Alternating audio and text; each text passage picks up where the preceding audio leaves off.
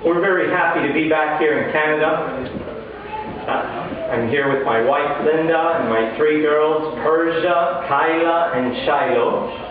We had such a good time last year that we made plans to come again for this year. And we bring you many greetings from the United States, from Cedartown, Georgia, a little town in the southern USA. I have recently visited different countries, Peru, where we have over 130 churches, not 130 members, but 130 congregations. And I also had the opportunity to visit the conference in Finland, in Toyola, Finland, in Tallinn, Estonia, and we also were able to meet for a few days in Russia with Brother Anatoly, who's our leader there. And those countries send you their greetings also. Thank you. It's unbelievable how this little church is represented all around the world, in over 100 countries. With congregations, with families, with pastors, with clinics, with printing houses all over the world. In spite of being a poor people, and although you may be in a small congregation, you are not alone. We are the International Missionary Society. International. I'm very happy also to be here in Canada to see my friends again with whom I went to school, Sister Wendy and Brother Jerry and Brother John Bessick, and to see also some students, Brother John McTavish, Sister Tina Bessick now, she was McTavish back then, and we were all in the same class about 24 years ago.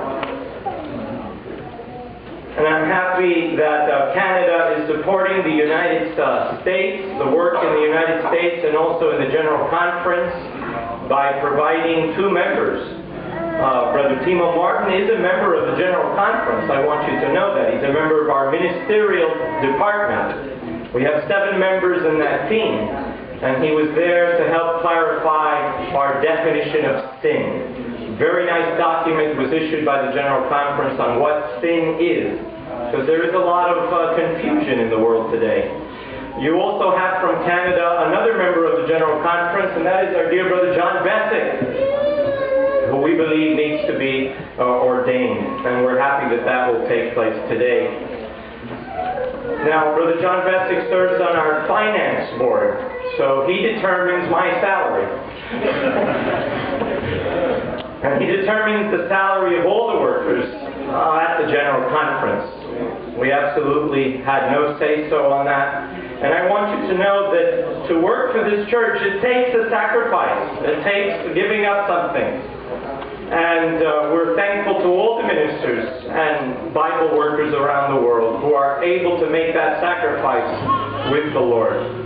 Now, these two brethren, as members of the General Conference, have a right to be in every meeting anywhere around the world, at any church, at any level, union or field, because they are part of the General Conference. Although they are not part of the committee, they are part of the General Conference, forming a very important link in our finance board and also in our ministerial board. We have one more board, and that is the education board. And we can report that in the last year we have had all boards meet at the new headquarters of the General Conference.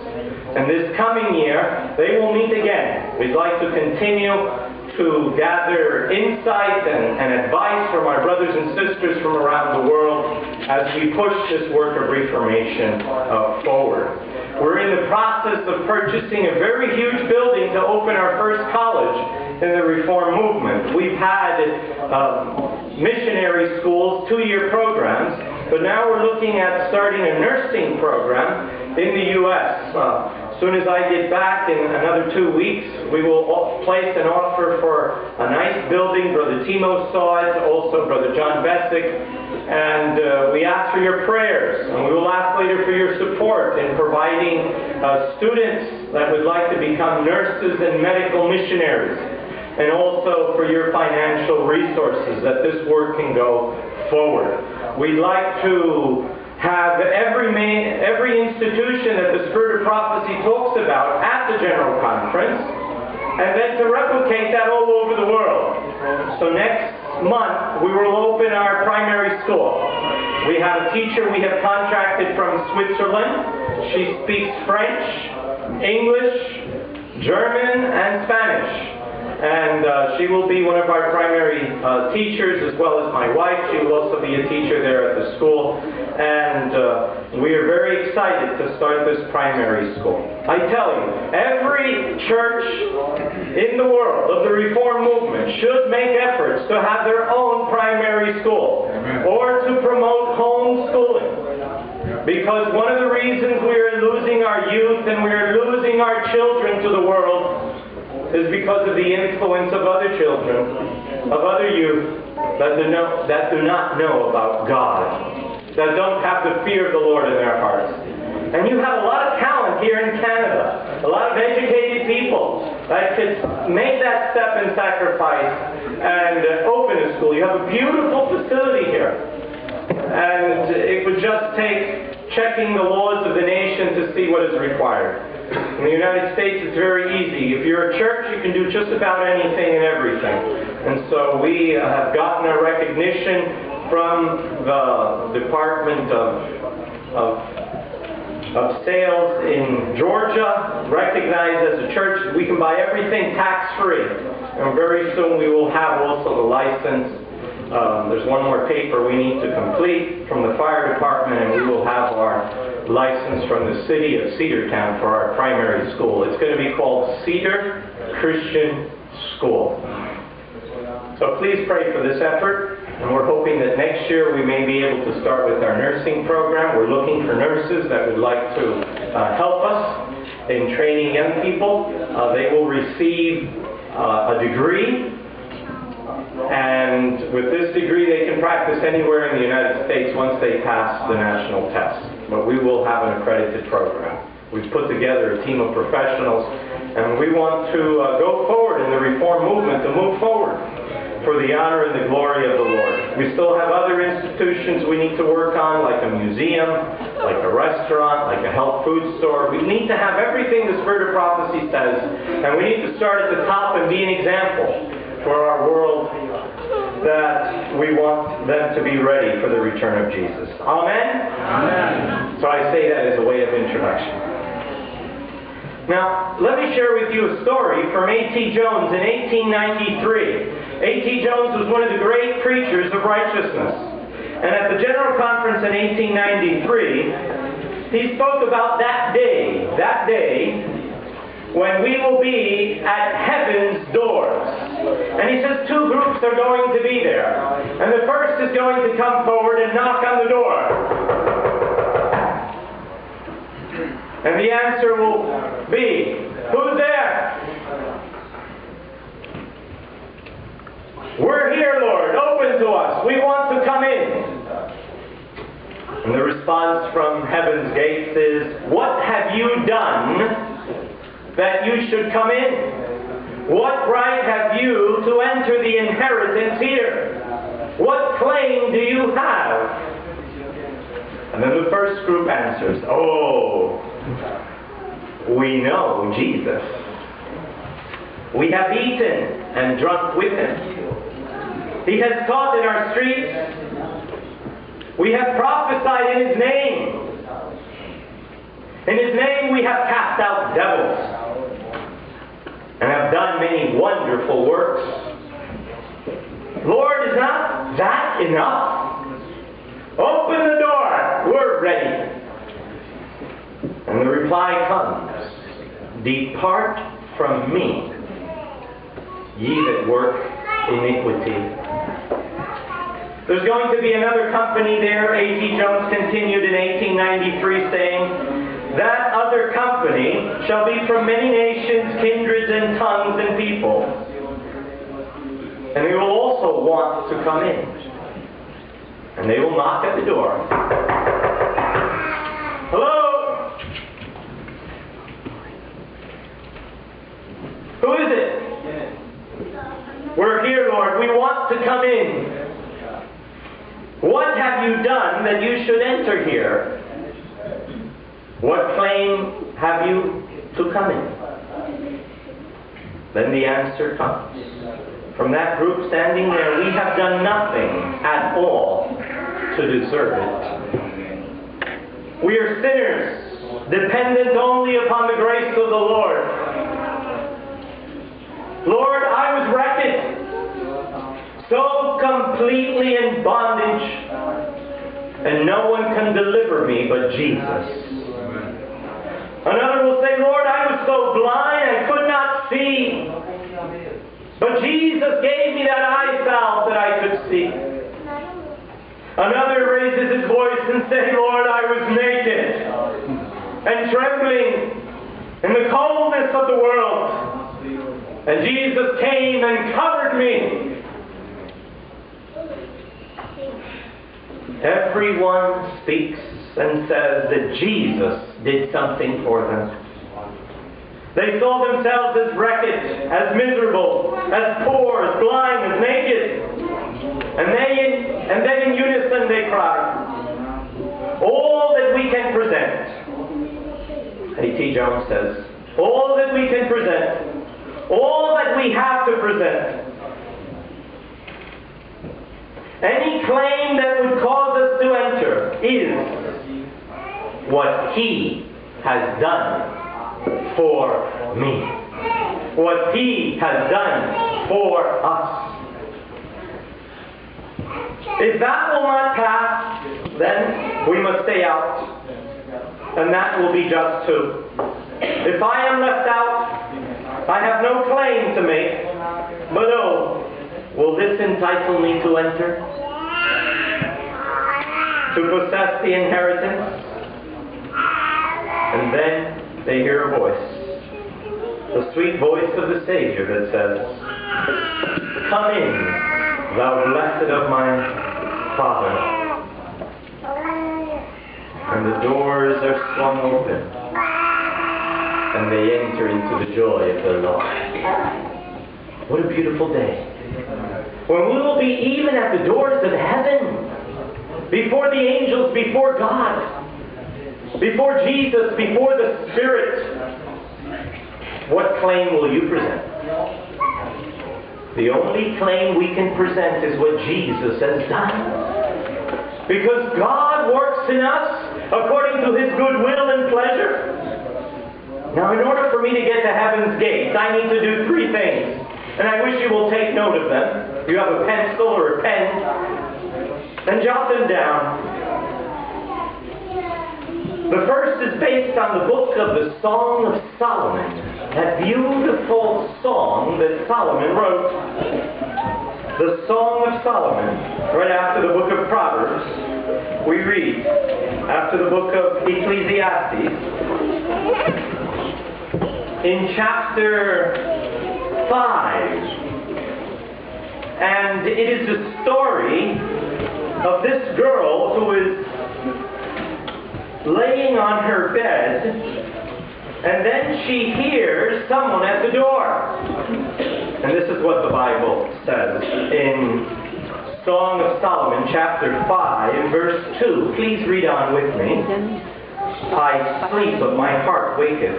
It is the voice of my beloved that knocketh, saying, open to me, my sister, my love, my dove, my undefiled. For my head is filled with dew, and my locks with the drops of the night. And I have put off my coat. How shall I put it on? I have washed my feet. How shall I defile them?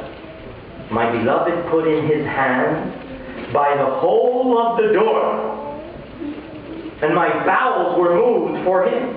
I rose up to open to my beloved, and my hands dropped with myrrh, and my fingers with sweet-smelling myrrh upon the handles of the lock.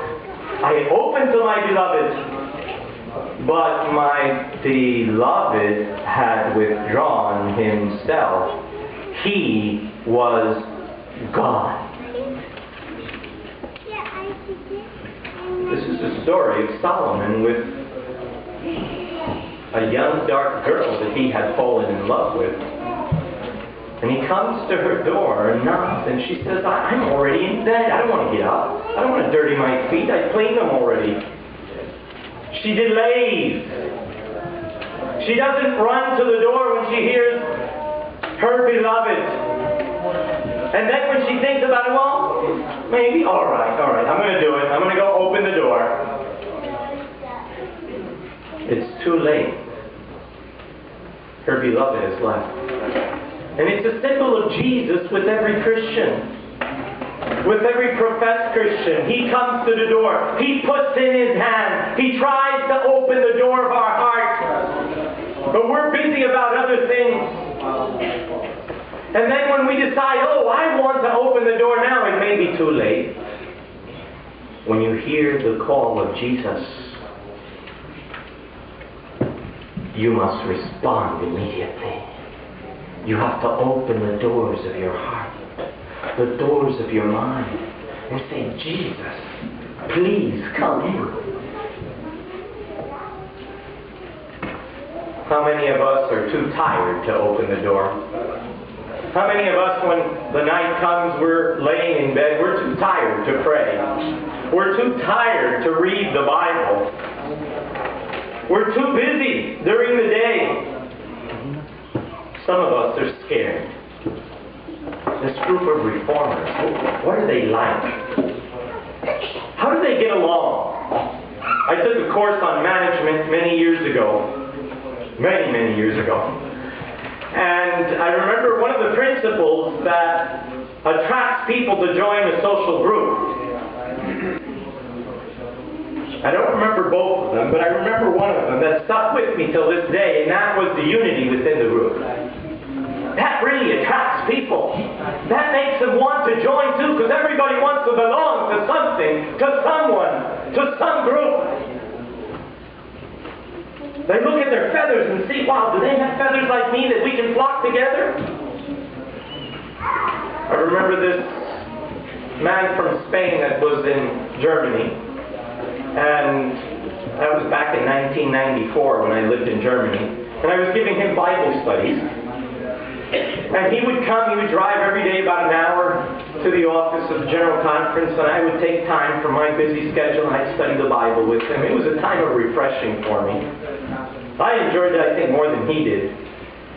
But one day he comes to me and he says, you know, I come to church because I feel really lonely. I really feel alone in this country. And I'm really looking for friends. I wonder how many people come through these doors. They're even at the door, and they're peeking in, and they feel lonely. They feel scared. It's a cruel world out there. It's a jungle. Or maybe they're timid. I read in the Bible about being a shepherd, and so I told my dad, he has a ranch, I said, why don't we buy some sheep? I want to buy sheep, and I want to buy black sheep.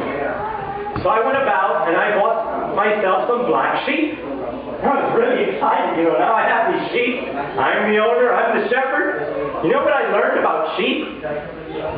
They're very, very timid. I'd come into the corral, and what would they go? To the other corner.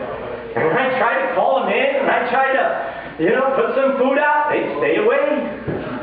They'd just look at me. They would freeze and tremble. They actually tremble. I've never seen such a scared animal. I had heard about donkeys being dumb and stubborn, but I tell you, donkeys are the most intelligent animals I've ever met. I call our donkeys, we have 8 donkeys at my dad's farm. And I call the main alpha male, and he'll come, I say platero, and he'll say, hee-haw, and he'll come right at me. And I pet him. He's a special type of donkey. He's a Mediterranean donkey. He has a cross on him. And according to Orthodox and Catholic tradition, Jesus rode a donkey, and this cross was later left over the donkey. And this is a descendant of one of those donkeys, maybe, of Jesus' time. But I want to tell you about these sheep who are very scared. And Jesus said, we are not donkeys, we're sheep.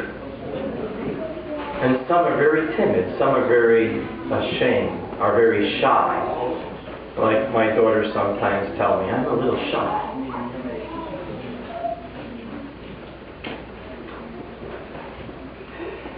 In the Old Testament, God told the people of Israel, Shema Yisrael, said, Hear, O Israel, I want you to take this lamb and kill it, and take the blood and put it on the doorpost of your door. And that was a symbol of the blood of Christ, that we need to put it on the doorposts of our hearts. And even the headposts of our mind. Very interesting. It was not on one doorpost, but also on the head post and the side post. Both side posts and the head post. Our mind. The gospel must reach our mind and our heart. It's not only about feeling, it's about thought. About giving our mind to Jesus, giving Him our hearts. And you know, when you take physiology, you learn that we really have two hearts. We have a right heart and we have a left heart. And they have to work in unison. Some people have a divided heart. They want one heart for the world and one heart for God. Are you like one of those? We need one heart. One heart to be sprinkled with the blood of Christ. Another thing God told Shema Yisrael, the Jews in the Old Testament, in Deuteronomy chapter 11, verse 20. And when you go to an Orthodox Jewish home, you will see that they fulfill it to the letter. They have this little bronze plaque on their side post, and inside they have the law of God written.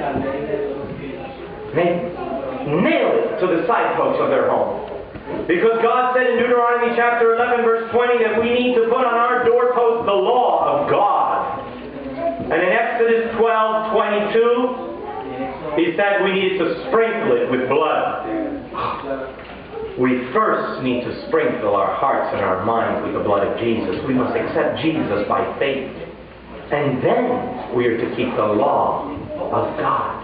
He will give us the power to keep the law. We can't do one before the other. So the first thing I need to do is to open the door to Jesus, because He's even at the door. But that's not enough. For me to open that door, I need to close another door. I need to open the door of my heart and of my mind, but I need to close another door. What door is that I need to close? I've done a lot of prison ministries, and when I go to the prison, you know the difference between a jail and a prison? I don't know if the same thing exists here in Canada, but in the United States, a jail is where they lock up people for a short time, just before their court case or after. A prison is when they're locked in for years, for a lifetime, 10 years, 15 years, 20 years, or maybe 2 life sentences. You're locked up. So I've done prison ministries, and I have my card and my number, and I can go to any prison in the state of Florida. And when I go to prison, I have to put my hand in. It has a digital reading into this computer and show my ID with my picture. And then this iron door opens. And I walk in. And then it closes. Then there's another door on the other side. Both doors are never open. One is closed, the other is open. And then I have to sign in, and then the other door opens, and I am in the camp with the prisoners, 2,000 prisoners, with my Bible, and I go to the chapel. They have beautiful chapels in American prisons. And I sit there and counsel with the prisoners. It's amazing what these men tell me, what they've been through. How they remember their past. Grown men crying. Having hope, oh, if I could only get out of these doors. But I tell you, there are many people that are locked up in prison. And they're walking the streets. They're locked up in the prisons of sin, of drugs, of alcohol, of debt, of financial crisis.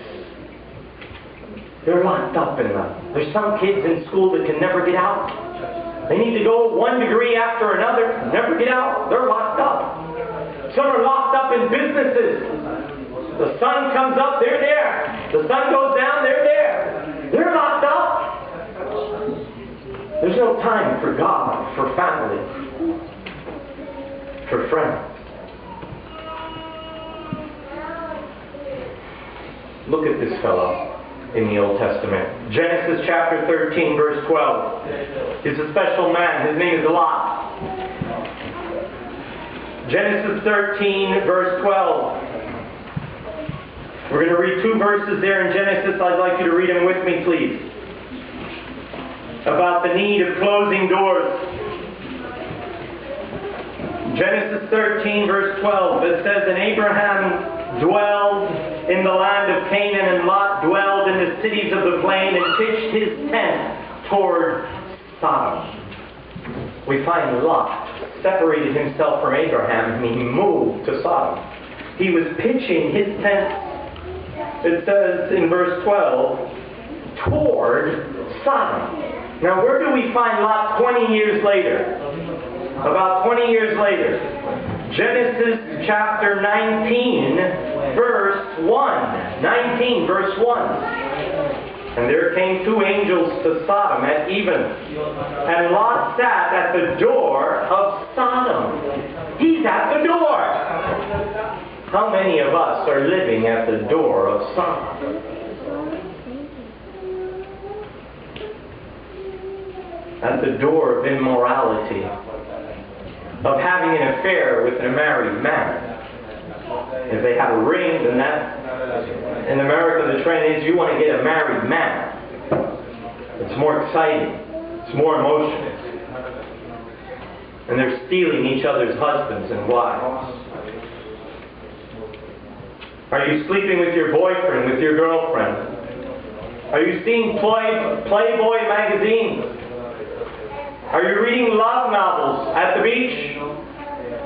Or perhaps you don't do any of that. You just like to see other people do it. So you turn on your TV and you see all the immorality, all the violence, the ghosts, the spirits.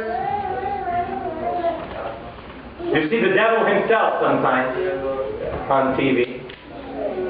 Or you can have fun about God and about priests and about rabbis and about pastors and laugh at how clumsy they are.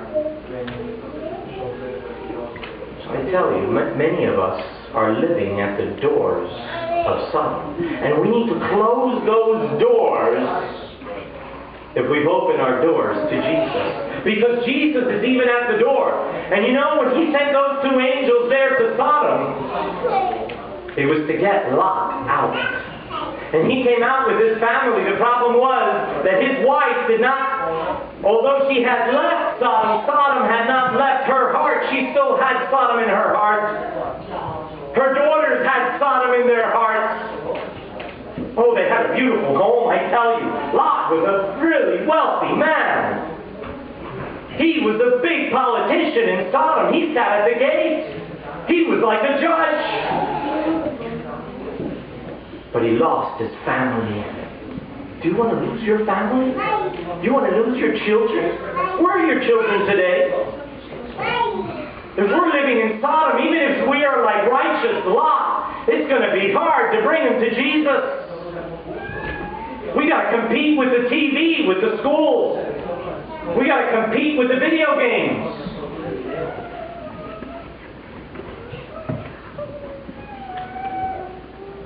Or do you listen to that sensual music, the rap? Maybe there's something new out that I haven't heard. I was in Puerto Rico and they had something called reggaeton. It was awful. I wanted just to get a haircut. But the barber had it going. Boom, boom, boom, boom, boom. Wow, that was hard. Or are you dressing like a harlot? Like at Sodom. It's not the guys, it's not the girls that shouldn't wear the earrings. Now it's the guys. I remember when I taught high school, I had one of the girls come up and says, "Look, teacher, look, Mr. Suarez," and she showed me her belly button, and there was a big ring. I got a ring. She's so excited. I had another big football player. He came up to me and he said, "Oh, Mr. Suarez, I'm sorry I didn't do my homework." And I said, "What's wrong with you, Johnny?" What do you got in your mouth? Oh, I just got this new ring in my tongue. That's sad. They're piercing their bodies instead of piercing their hearts. We need to have God in our hearts. They need to be broken and pierced with the sword of the Spirit, with the sword of the Bible. And then they will find peace. But there's so many broken homes. And God has called you and me to bring back the families. We need to learn to close the doors. Patriarchs and Prophets says that the last temptation before the promised land will be Baal Peor, to be tempted on the seventh commandment. With your eyes, with your mind, with your daydreaming. Are you ready to close some doors? He's at the door. Brother Larry Watts read it. The margin says he's even at the door. If he's at the door, do you want Jesus to see what you're doing? Are you going to invite him? Come, Jesus is a great program. Except for this praise, the rest is okay. Or this music, this tune. There's a third thing we need to do. We need to open our doors to Jesus. We need to close our doors to Sodom and everything that Sodom represents. You know what Jesus said? That when He will come back, we will be like Sodom. And even in my lifetime, I've seen the great increase in homosexuality and lesbianism. We were in Niagara Falls, and Linda said to me, "Look at that girl." And I said, "Wow, you know, she's dressed in white, she has these big tattoos." He says, "Yeah, but you didn't see the other girl dressed in black. We're getting ready for a wedding." It's all over. The world is becoming like Sodom. The president from Iran was speaking at a university in the United States, and he said, "Well, you know, we don't have the problem you have here in America. We don't have any homosexuals in Iran." And the entire group, the entire audience just cracked up. It's unthinkable. Revelation is for the last generation. When this was written, it wasn't, the custom of the day was not, "Here comes the bride." But Revelation is prophesying, look, this is how it needs to be. In Jesus' time, it was, "Here comes the bridegroom." It was the bridegroom that everybody stood up to meet. It was the bridegroom, the major person of the wedding. Oh, look how good he looks! The bridegroom, here comes the bridegroom. But now in the book of Revelation, it says that she has prepared herself, arrayed in fine linen, which is the righteousness of the saints. And righteousness is to keep the law of God. To be right with God, for God to be right with us through Christ. Are you getting yourself ready for the wedding? Linda and I were engaged. It took us a year to get ready. It takes a lifetime to get ready to meet Jesus. It is not just justification. We need to be sanctified. We need to be holy. People need to look at us and say, "There is a holy man, there is a holy woman." Our eyes need to speak holiness. The way we are, the way we speak. People must be able to tell that we've been with Jesus. We need to believe, we need to change, and we need to obey to be prepared. Are you prepared? Look at this story that Jesus told in Matthew chapter 22. Matthew 22. You know, every time there's a wedding, something always goes bad. You know, weddings always have a little bit of a nightmare. The dress was stained. The best man didn't show up. For my wedding, my minister wasn't there. So I asked Brother Watts, "Please, help us." He had a good excuse. His wife was dying. Something always happened. The photographer takes the pictures. There's no soul inside. Yes, we laugh, but these are nightmares that come up. You know, Jacob had a real nightmare. He went to sleep with Rachel and he woke up with Leah. To wake up with another woman. Not the one he loved, not the one he married. Now that is a nightmare.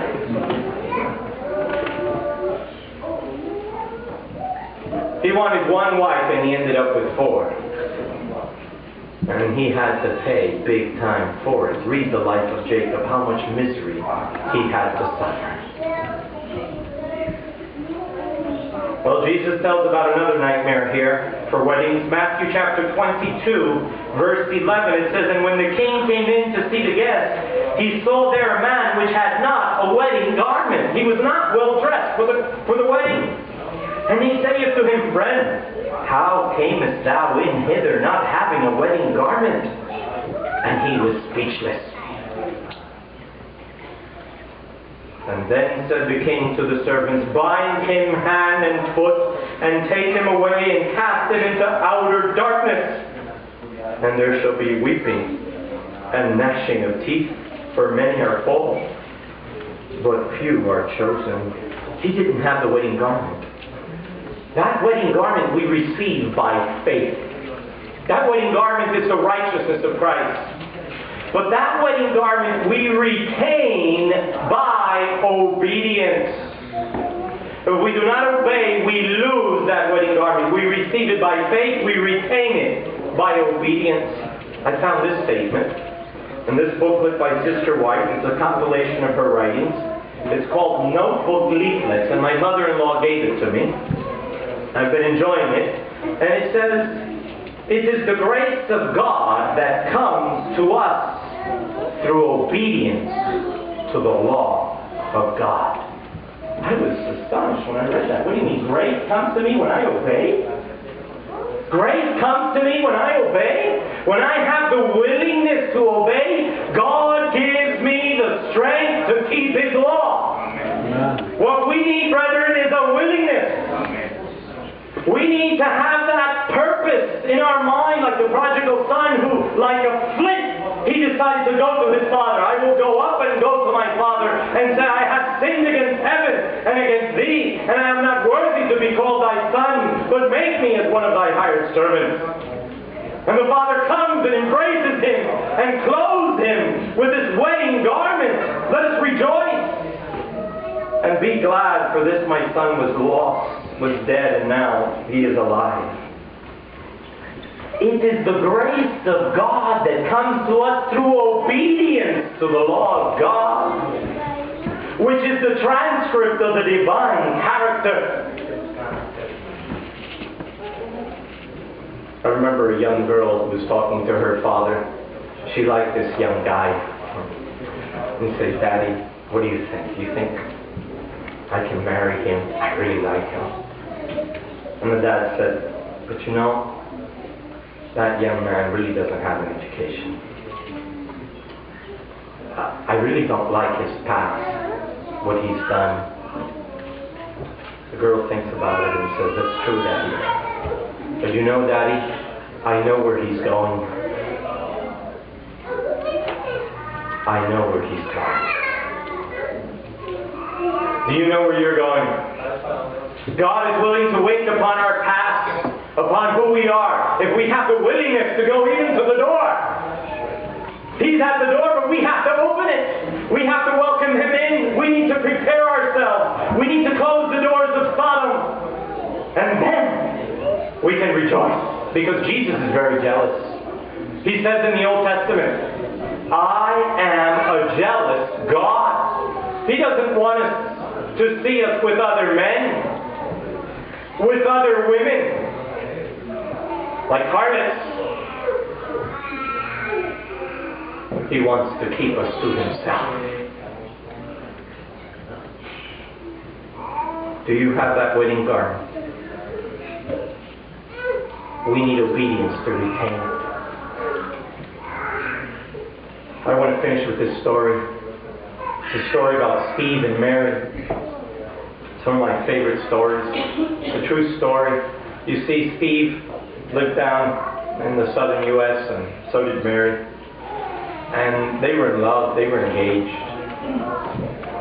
They were in the prime of their youth. And Steve proposed to Mary to be married. She said yes. But something horrible happened. The war broke out. The Civil War, which was the bloodiest war ever fought in America. America had to pay for the sin of slavery, both the North for allowing slavery and the South for sustaining it. Close to 1 million people died in the U.S. More than have died in any other war that America's fought in. More than all the wars added all together. Iraq and Afghanistan, World War II, World War I. All the wars the United States has ever fought in does not come close to the amount of people that died in the Civil War. And Steve went away to fight, and he would write letters. And he sent a telegram. He said, I want you to be ready when I come. But then, no more letters, no more telegrams. There was silence. You know how Mary felt? She didn't want to eat. It was lunchtime. Mother had made a beautiful meal. Mom, I don't want to eat. I'm just going to go upstairs to my room. She went upstairs to her room. And she took out Steve's letters. You know, she started to read them. And she started to cry. She was crying. She wanted to be with Steve. She was crying, reading what he said, rereading it. And then she looked at the closet, and there was her wedding dress. And she walked over to it. She lifted it up. She put it over her body towards the mirror, and she cried. And then she said, let me try it on. And she tried it on again. Yeah, it still fits. And she was there with the letters, crying with her dress on. And something happens downstairs. Somebody's at the door. Hello, who's there? Miss Brown? It's Steve. Steve? The mom says, what are you doing here? It's been months since we got a letter from you, a telegram. What happened? Shh. Where is Mary? She's upstairs in her room. Shh. He tippy-toes up the stairs, away. And he goes upstairs and he looks for her room. The door is closed. And you know what he does? He bows down and he peeks in through the keyhole to see. And there he sees Mary crying, dressed in white with her wedding garment. And he opens the door and says, Mary! And she looks at him and says, Steve! And then Steve says, Mary, I told you to be ready, but I didn't know you were going to be so ready! My dear brother, my dear sister, my dear friend, Jesus is even at the door. And he's peeking in through the keyhole. You know those old keyholes with the big keys? And he's looking in and he's looking to see what is she doing? How is she dressed? He's looking for us. Are they ready? Do they have the wedding garment? Do they have my letters? Are they reading it? Are they crying? Are they confessing their sins? Jesus says that he will put his seal upon those that cry and sigh because of the abominations that are done in Jerusalem. Ezekiel chapter 9. And then he will come. Then he will be with us. Then we will be with our beloved. He is even at the door. Do you have that wedding dress? Have you prepared yourself with the help of God? What you need is a willingness and that faith that Jesus gives you. And he will give you the strength and the power to carry it through. Hallowed be his name. Jesus is even at the door and he's peeking in through the keyhole. Are you ready? I pray you will be. Amen. Amen.